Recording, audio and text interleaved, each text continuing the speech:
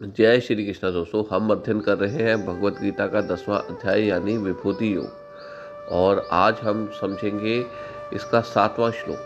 तो भगवान श्री कृष्ण इसमें अर्जुन को क्या समझा रहे हैं वो समझेंगे। एताम विभूति योगम च मम यो वेति तत्वता सो विकल्पेन योगेन युज्यते नात्र संशय।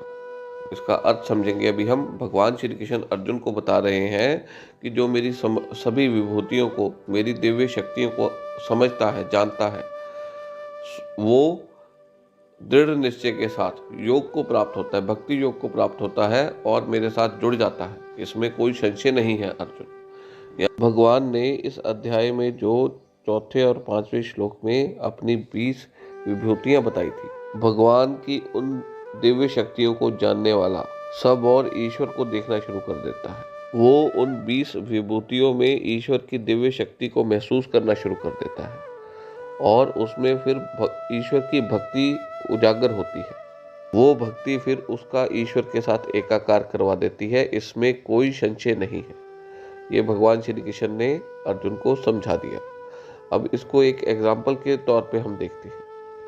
एक लड़के ने एक आदमी को जाके एक पत्थर पकड़ा दिया काले रंग का, और तो उसने उसकी वैल्यू को समझा नहीं। उसने बोला कि लड़के को ये क्या है।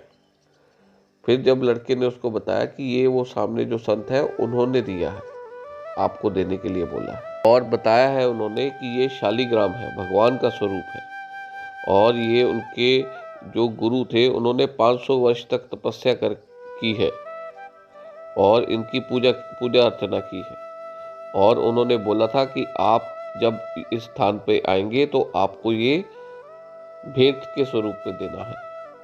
तो उस आदमी के प्रति जब वो आदमी उस पत्थर की विशेषता को जान गया, उसकी विभूतियों को जान गया, उसके समझ गया उसकी शक्ति को, तो क्या हुआ, उसकी श्रद्धा बढ़ गई।